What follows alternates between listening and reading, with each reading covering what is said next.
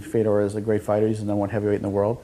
And, you know, I know UFC's talking to him, we talked to him. But quite frankly, they have, you know, 4 or 5 different offers on the table. Some from, I'm not sure if you got the chance to talk to them about it, but they have some offers from some boxing promoters, some network deals, you know, from other TV stations that are in MMA programming. I'm sure you could probably figure that out, that are pursuing them. And, you know, they're like the hot free agent in football or baseball. I mean, you know, he's the guy. You were in Italy on vacation last week. A lot of people saying that you weren't around to make some 11th hour deal with Affliction, and that's why that fell through. One report actually said that the paperwork couldn't be signed, and that's why the deal fell through. You weren't physically here to do that. First of all, could you clarify if there was any 11th hour deal with Affliction? I didn't realize that, you know, they didn't have fax machines or, you know, cell phones or telephones in Italy. So, you know, maybe, you know, I mean, the truth is this, is that Affliction had been talking to us about sponsoring Strikeforce, and it was going to be a sponsorship relationship. And, you know, but as far as a merger or things like that, that's not true. You know, there was some dialogue about escalating the relationship. You know, the deal, to me, their understanding of the deal and my understanding of the deal was a lot different, and so it didn't work out. You know, that's pretty much, it was a very simple deal, and it was just a sponsorship type deal. So what the 11th hour deal that we missed out on, I have no idea.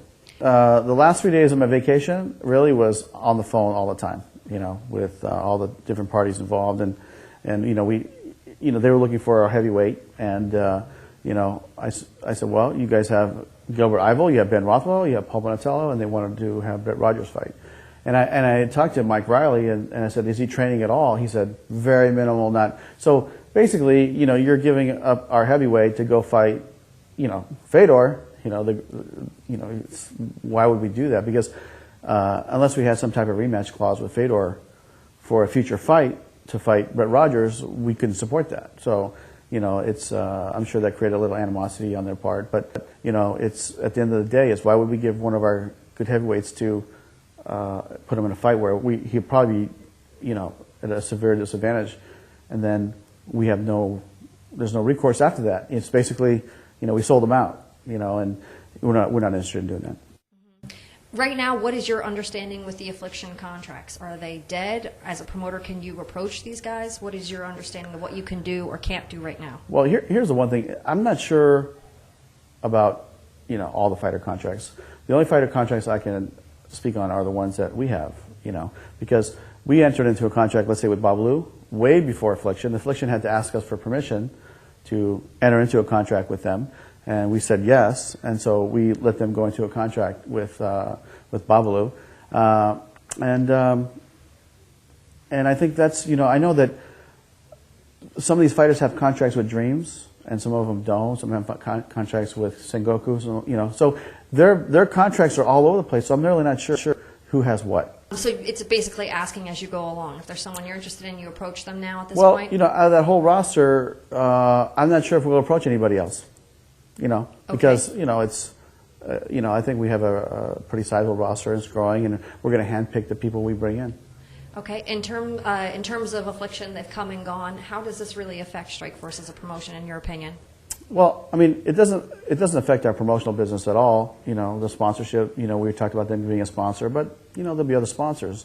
You know, the thing about what I feel the Affliction pay scale, that they're paying these fighters and really, you know, escalating the fighter purses way beyond the true value, you know.